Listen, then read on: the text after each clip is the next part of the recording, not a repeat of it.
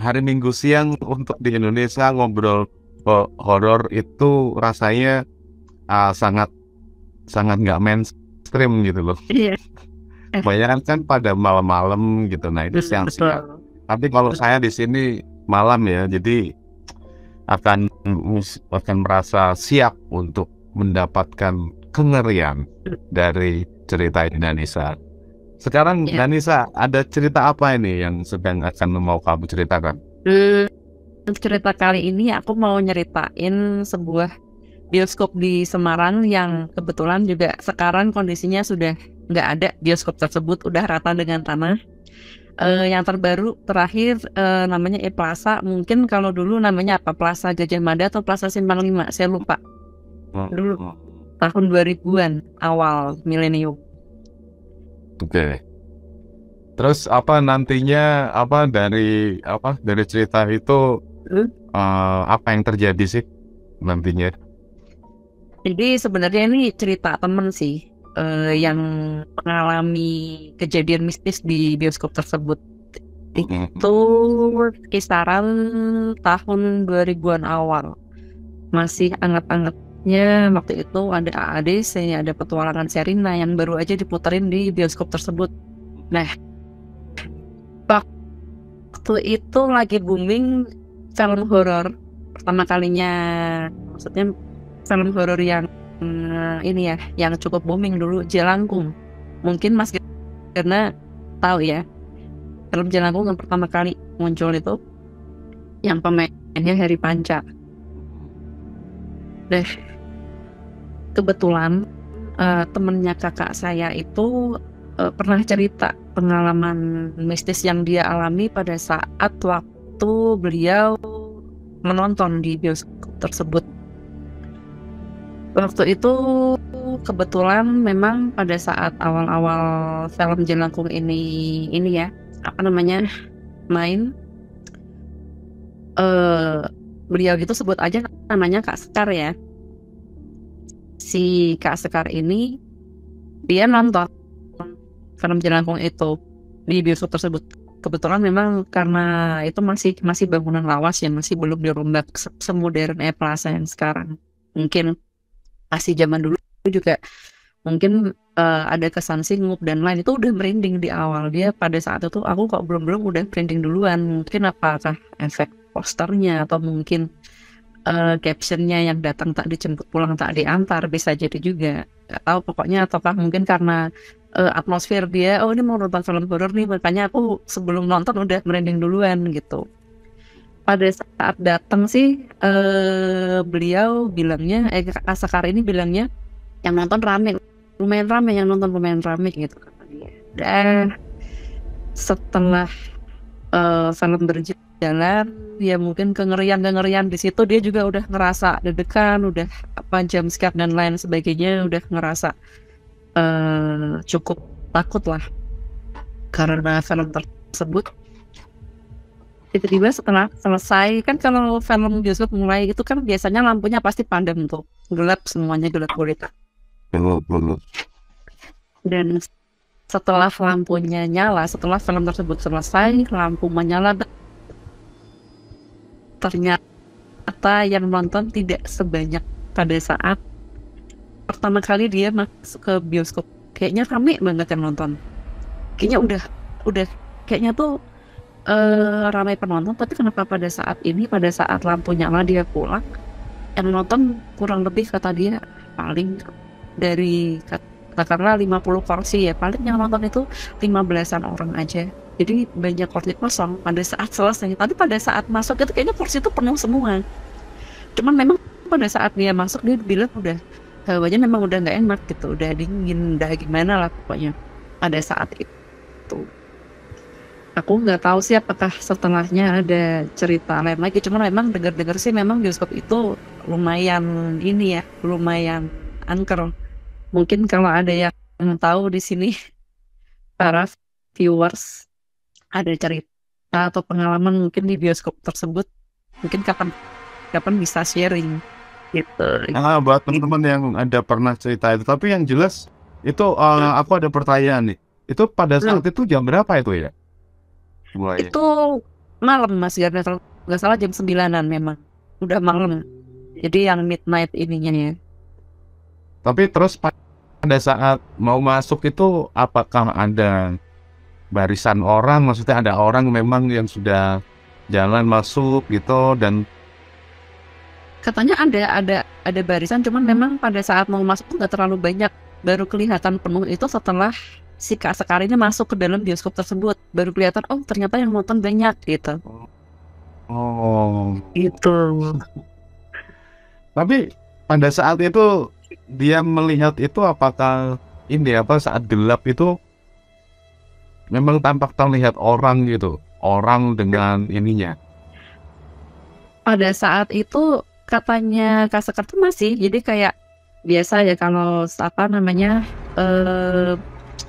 kalau ada siluet orang nonton gitu ya, katanya sih masih full aja, masih nggak ada masalah. Cuman memang kayak semuanya diem, kayak misal ada adegan jump scare gitu, Kak Sekarnya teriak, tapi kayak yang lain diem anteng semua, kayaknya kok menikmati banget film horor itu.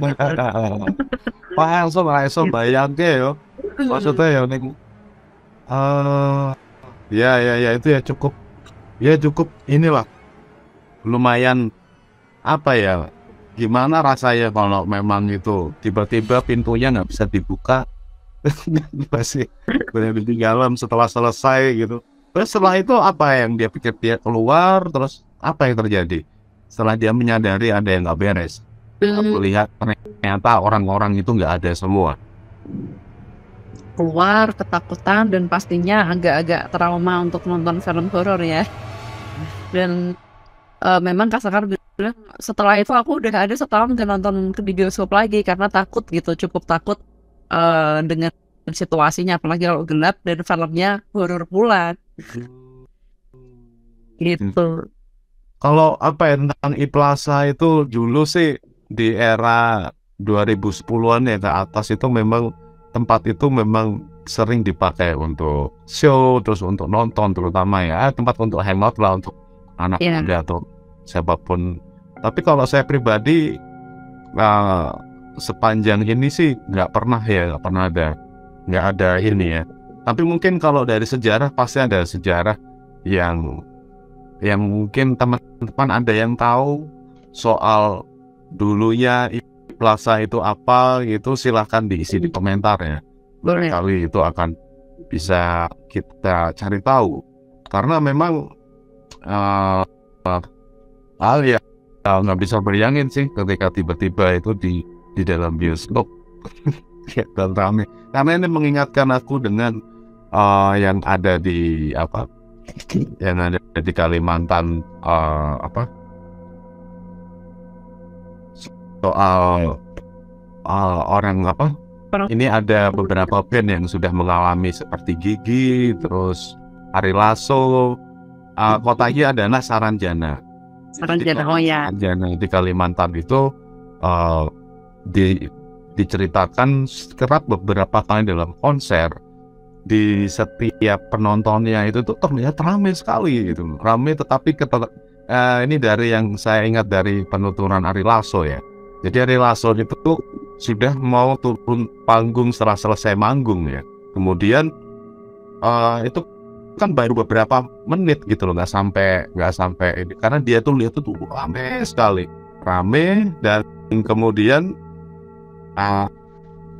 dari setelah panggung langsung masuk mobil kan, dia keluar kan, tapi setelah dia lihat ini kok yang nonton itu hanya sedikit gitu, hanya dia tuh lihatnya tuh sepertinya tuh seperti 5.000 orang, dia bilang itu 1.000.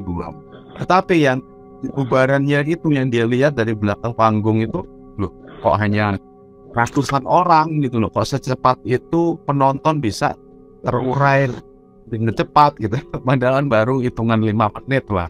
Itu sih salah satu yang dari Saranjana. Tapi barangkali teman-teman yang tinggal di kota Saranjana itu menarik tuh. Iya.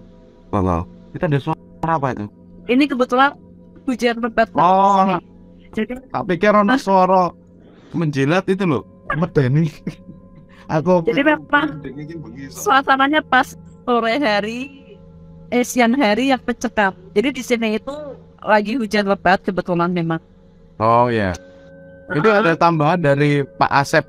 Ini Pak Asep ini seniorku dulu di Suara Merdeka. Ya. Beliau menyebutkan Plaza itu dulu bioskop Gajah Mada. Jadi tahun 90-an itu sudah beroperasi ya. Pikir berarti yang sudah lama ya. Jadi barangkali ada beberapa orang yang memiliki cerita-cerita tertentu ya. Terus ini Pak Asep menambahkan dulu sering nonton film Dono Kasino Indro sama teman-teman kuliah di kampus Mambarjo, deket banget, wah enak. Halo Mas Helika Forfona, sehat Mas, sama-sama sehat selalu. Ini sambil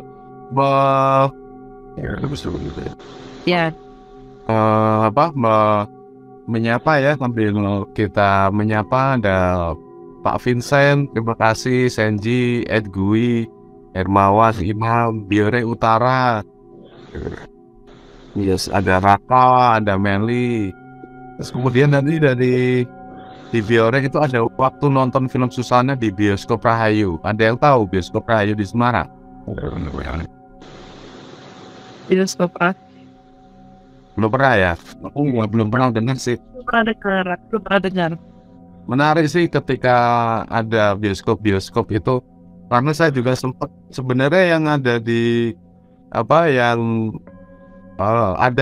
cerita menarik di setiap tempat, terutama di bioskop atau mungkin di suatu tempat.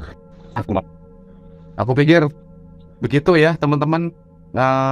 Bagi teman-teman yang baru saja bergabung, ini sekarang kita sedang melakukan siniar untuk horor Korea. Yang kali ini adalah episode yang kedua, masih bersama dengan Danisa. Dan Danisa, ada cerita berikutnya nih. Masih di topik yang sama ya. Ya, masih di topik yang sama sih Mas Garna. Mungkin Mas Garna pernah nggak mengalami yang namanya setelah nonton film, ada film yang menurut Mas Garna itu traumatis sekali. Traumatis, terutama film horor ya pastinya ya, yang pasti yang mana setelah nonton film tersebut itu pasti akan kerasa atmosfernya tuh kerasa banget gitu, sampai ke ini, sampai kita bahkan mungkin mengalami mimpi buruk atau mungkin mengalami kejadian-kejadian yang kejanggal menurut Mas Garna. Ya. Pernah gak? Apa ya, aku belum pernah sih sejauh ini ya. Paling kalau untuk masa kecil paling ya hanya film yang Lea, itu yang pertama. Terlihat pada saat itu nonton itu kayak asli gitu, kayak beneran gitu. Terus yang kedua itu film ya jelas Sehat Mana, yang ini yang jadi loh, apa ya judulnya, Malam Satu Suro. Nah selama tahun itu aku selalu takut situ. Kalau kamu gimana? Aku itu ada pengalaman temen aku sendiri kebetulan. Itu waktu itu kalau nggak salah aku masih SMP. Masih SMP itu tahun berapa ya? Mungkin sekitar tahun 2007, 2006. Pertama kali ada film Kuntilanak, dia main Julia Estelle. Waktu itu memang aku gak ikut sih, tapi aku sempat diceritain sama temen aku yang lain.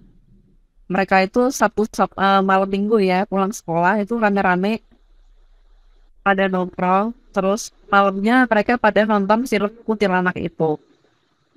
Dan itu kan ada yang lagi populer lagu Liksir Weki untuk lagu pemanggilan Kuntilanak itu kan. Aku nggak tahu sih ini tepatnya di bioskop mana. Aku juga lupa. Pokoknya mereka nonton aja di bioskop, tapi aku lupa itu kejadiannya di bioskop mana. Kisah temen aku ini setelah nonton film itu, dia memang pada saat pulang bilang kalau aku tuh ini sebenarnya kalau hantunya apa tuh nggak seberapa takut, tapi dia takut dengan lagu Lingsir Wengi itu. Jadi terngiang-ngiang, dia bilang aku tuh terngiang-ngiang terus lagu Lingsir Wengi ini. Sampai pada akhirnya pulang, memang waktu itu nontonnya nggak malam-malam sih, kayak nontonnya siang, tapi maghrib mereka udah pada selesai pulang ke rumah masing-masing. Dan pada setelah nonton film itu memang dia kerasa pusing dan lehernya katanya kenceng gitu. Mungkin kita mikirnya oh masuk angin gitu, masuk angin kali. Enggak, tapi aku masih terngiang-ngiang terus sama lagu Elixir Wangi dari film Kuntilanak itu. Terus benar setelah maghrib dia tuh kesurupan, mengalami kesurupan, teriak-teriak, dan sempet orang tuanya juga kebingungan, ini kenapa nih anak, apa habis main dari mana gitu, apa habis dari tempat angker atau gimana lah.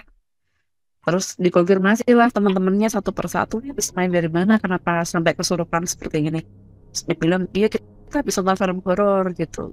Ibunya juga kaget, tumben-tumben dia nonton film horor, biasanya dia tuh berani gitu. Tapi kenapa dia sampai pulang mengalami hal yang kesurupan, aku sih nggak tahu ya gimana cerita, maksudnya dia kesurupan apanya tuh aku sama sekali nggak tahu. Pokoknya dia katanya terjadi teriak-teriak terus nyanyi lagu Jawa, katanya nembang Jawa tiba-tiba, padahal dia paling nggak bisa nembang gitu.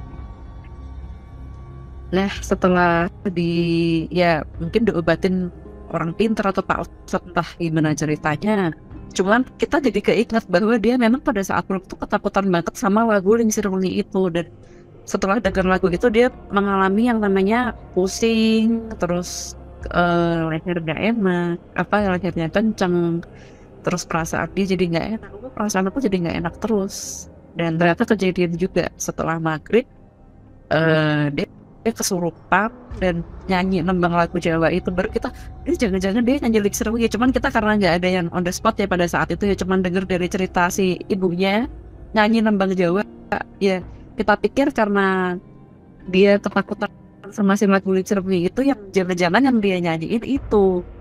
Tapi memang jujur aja film Kuntilanak itu lagu Elixir Wanginya memang magis dan masih menjadi sampai sekarang itu kayak masih cukup orang tuh masih tahu lagu Elixir Wangi ya, lagu Elixir Wangi ini ya gitu, cukup terkenal lah lagunya. Iya. Karena sering itu lagu Elixir Wangi sering dipakai untuk backsound untuk di YouTube horor gitu kan dengar. Tapi memang lagu itu ya nggak tahu ya, mungkin mungkin kamu pernah dengar, apakah dalam sebuah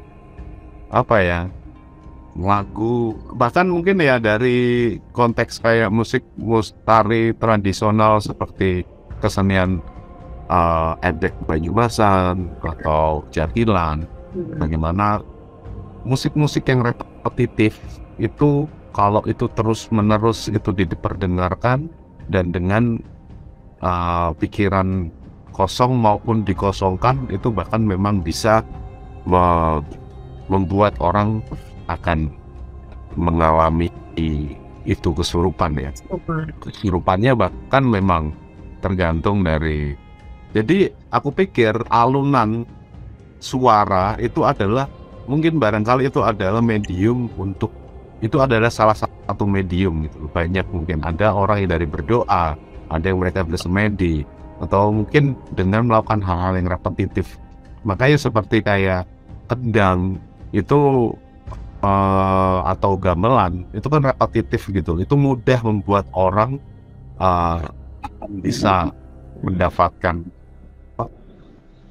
semacam trance gitu ya, trance yang akhirnya bisa terlihat juga kalau dalam konteks tarian dia akan menari sesuai dengan tekannya atau tempo. Khususnya memang bagaimana tarian ini itu juga digerakkan oleh para grup-grup ini gitu loh, dan grup-grup yang merasuki para penari gitu. Karena kebetulan saya memang sedang mengamati dan sedang belajar untuk bagaimana efek masan atau maupun tari tradisional yang berbasiskan jaranan itu sangat menarik, bisa diketahui, yaitu seperti kamu bilang bahwa lagu Lengser Wengi pun bisa membuat kesurupan. Aku pikir medium apapun sebenarnya akan bisa memasuki orang. Begitu ya. Cukup seru. Tapi kira-kira apa yang selain itu film yang kamu Gimana? Ya, ada film yang lain atau film, maksudku selain lagu atau sesuatu yang membuat kamu takut gitu, buat kamu merasakan sesuatu. Ada Apa? ada The Ring, tapi yang pertama kali The Ring yang pertama kali pokoknya yang paling pertama kali dari keluar, yang settingnya juga masih setting, pokoknya itu settingnya menurut aku ini ya serem banget gitu. Jadi aku pertama kali nonton The Ring itu waktu aku SD. Pada saat itu begitu lihat Sadako keluar dari sumur itu, keluar dari TV, aku tuh udah kayak perasaan aku udah gak enak sih. Tapi aku pikir cuman ini pikiran gua aja gitu, karena mungkin usia aku yang masih terbilang belum cukup umur untuk menonton film horor mungkin, atau yang kedua karena efek suara, efek film juga, karena yang situasinya dia memang jadul, mencekam dan gelap, terus hantunya itu perempuan yang dibunuh oleh ayahnya sendiri, dimasukin ke sumur. Terus kemudian dia ini ya bisa, ketika kita nonton video, ketika di film itu ya dipertontonkan, siapa aja penonton film tersebut menonton dokumenter tentang Sadako itu akan mengalami kutukan. Nah, sebenarnya mungkin aku juga nggak tahu ya apakah itu hanya pikiranku, ketakutanku aja, tapi emang setelah nonton film itu banyak sekali efek samping yang aku alami. Pertama, ngerasa selalu diawasin. Aku sudah pasti kayak bayang setiap menutup mata itu kayak bayang wajahnya Sadako tuh di depan muka udah. Yang kedua, sering sih mimpi buruk, mimpi lagi nonton, lagi asik-asik nonton, tiba-tiba channelnya berubah. Itu channel Sadako. Cuman memang kebetulan banget aku kemarin buka-buka Twitter, ada yang ada akun tanya jawab gitu, dia menerangkan film apa aja sih yang membuat kalian traumatis gitu. Di situ banyak buat ternyata yang menyebutkan bahwa The Ring yang pertama kali muncul, The Ring itu banyak yang punya pengalaman yang ternyata sama aku. Entah mungkin mereka pada saat menyaksikan itu seumuran sama saya, SD kelas 3 kalau nggak salah waktu itu aku nonton itu ya. Terus aku pikir-pikir lagi, ternyata gak cuma aku sendiri itu. Cuman memang kalau sekarang aku disuruh mengulangi untuk menonton film itu, aku gak mau, jujur aja. Takut sih, takut serem. Bener-bener takut aku. Tapi kalau Sadako yang setelah di remake sama pemain-pemain baru, aku masih gak apa-apa. Tapi kalau film Sadako yang pertama kali keluar itu ya, kalau nggak salah tahun 2000-an ya, 2000-an awal juga, sama itu aku gak berani. Karena setelah aku sempat buka di YouTube, sering ada orang bahas tentang film-film horor gitu, kejadian mistis yang dialami oleh pemain-pemainnya ketika sedang syuting film horor. Nah, salah satunya waktu syuting The Ring itu juga banyak ya, ternyata krunya itu juga alami hal mistis, karena lokasinya memang pertama dia pada saat itu bener-bener agak pakai studio. Jadi memang di lokasinya memang asli di sebuah bukit yang mana itu isinya hutan tetap, dan di situ memang ada kuil tua yang gak dipakai. Di sekitaran kuil itu akhirnya dibangunlah set rumah si Sadako itu, dan ada juga sumurnya juga itu dibangun di set. Tapi memang lokasinya sendiri seseram itu karena itu hutan semuanya. Iya. Gitu. Ya, itu menarik ya. Mungkin kita bisa bikin ini ya, apa edisi untuk film yang membuat traumatis ya. Karena Iya. untuk beberapa orang itu adalah hiburan. Bagi saya sampai sekarang sih ya masih hiburan aja. Saya Iya. mengalami benar secara traumatis ya. Tapi ternyata ya itu mungkin kalau di Twitter ketika ada beberapa yang tweet-tweet yang terjadi itu banyak sekali pengakuan bahwa ternyata ya banyak ya Iya. orang itu kebawa gitu loh. Itu kan nggak sengaja. Aku pikir nggak ada kesengajaan loh. Sebuah film itu berarti kan hanya saja itu adalah medium membuat kita itu memikirkan hal itu dan kemudian memanggil sebuah energi tersebut itu kan ya. Betul. Tapi sampai itu beberapa hari atau cuman semalam atau bagaimana? 1 tahun.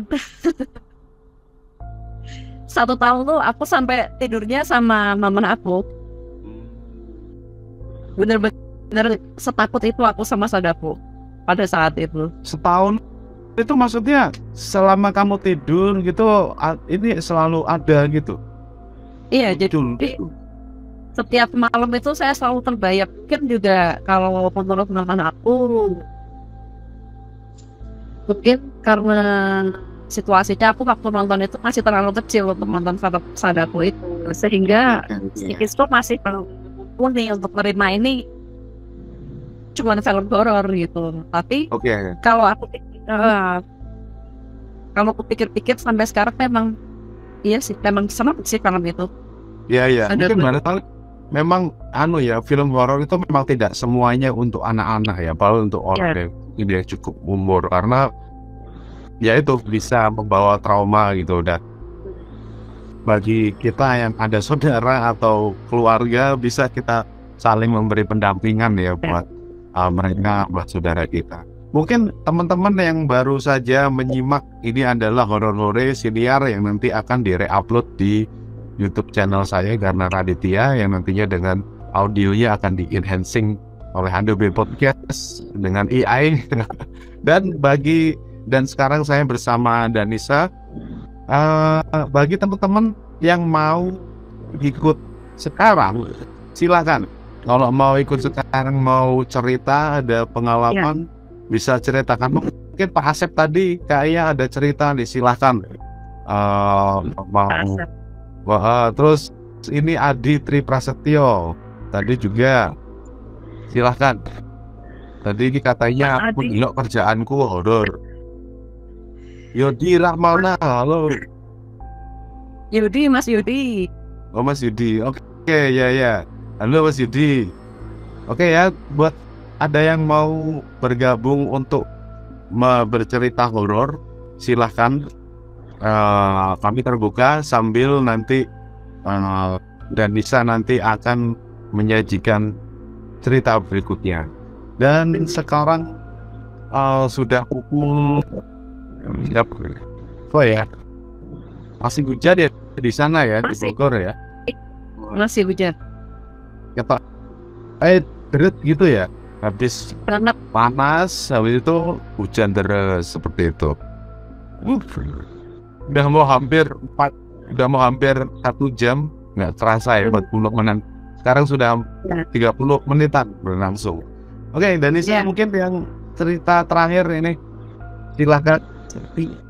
Kisi-kisinya tentang apa ya? Kisi-kisinya masih seputar film, tapi kali ini bukan film bioskop, melainkan rekaman video orang yang kesurupan.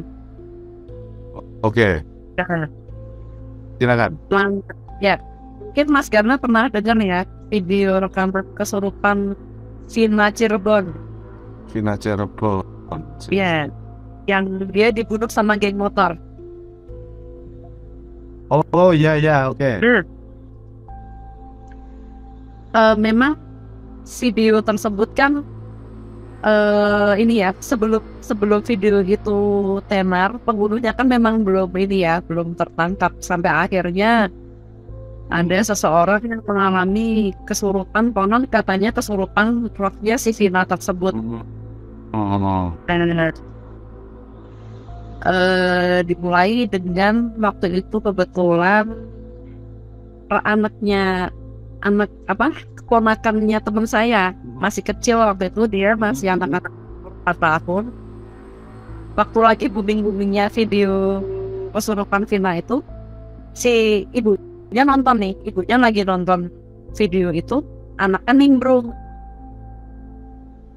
Si anak temen aku itu setelah nonton video itu, semalaman dia mengalami kayak anak kecil yang kesambet. Karena banyak yang bilang itu rekayasa, banyak yang bilang bahwa itu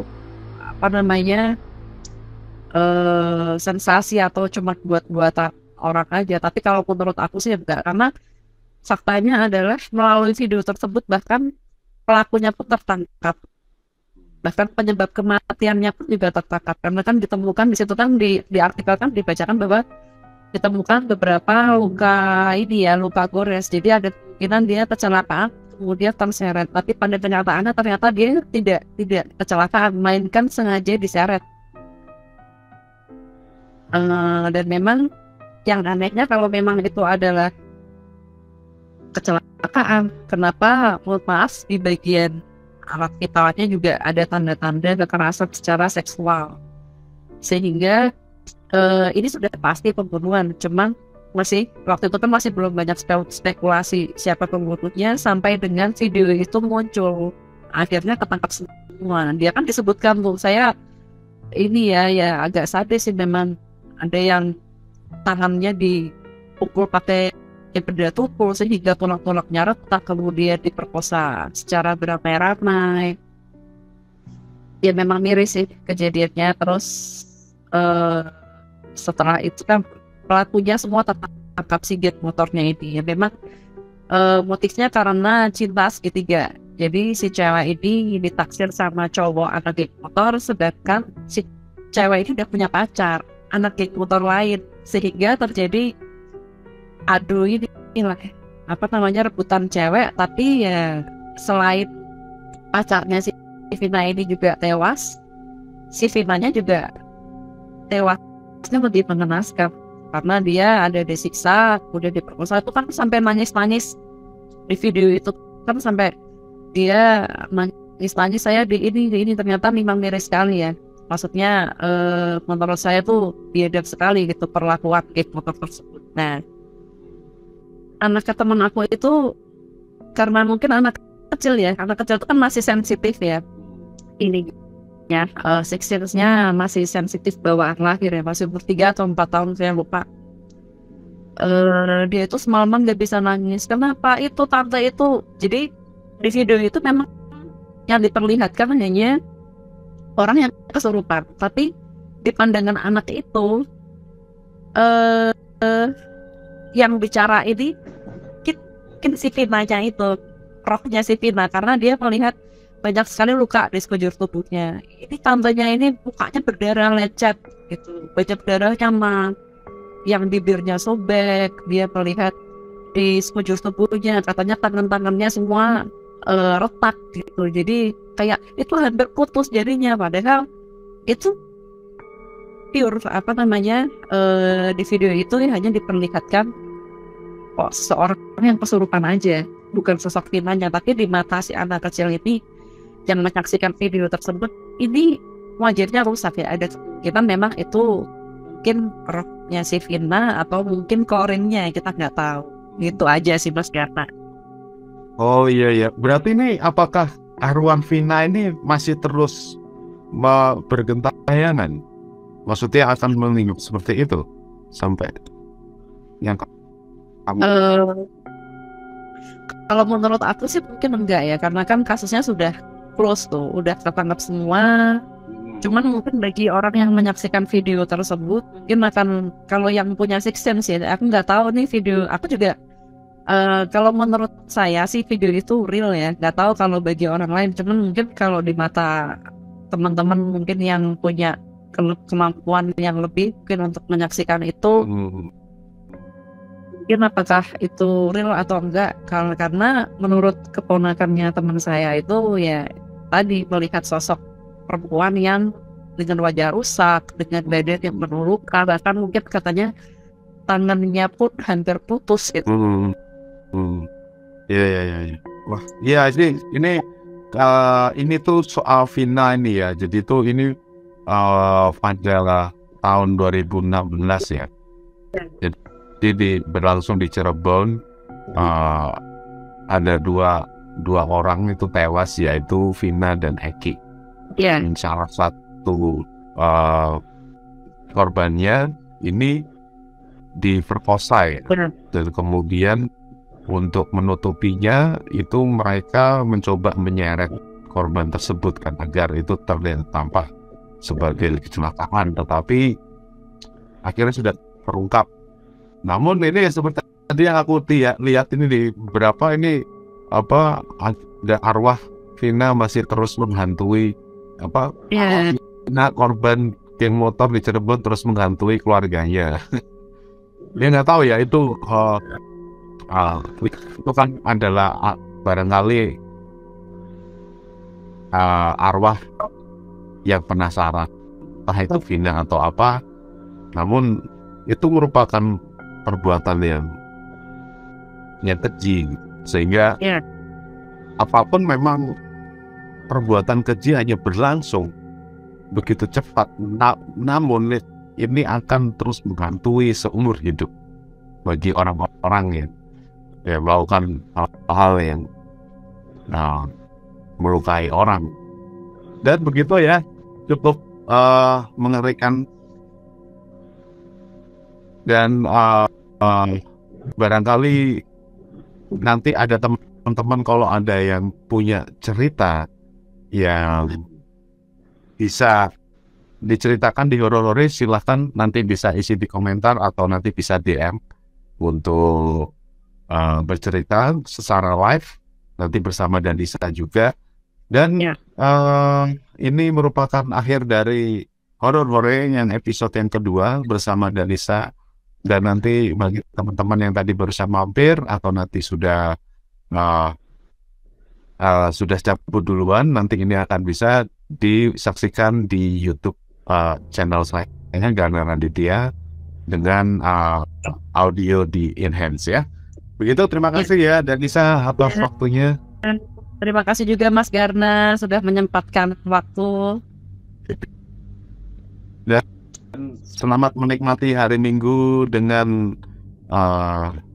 deras hujan. Semoga bisa menjadi minggu yang tenang. Amin. Oke, terima kasih ya. Sampai ketemu lagi di Horor berikutnya di Radio Reonewo. Salam. Dadah.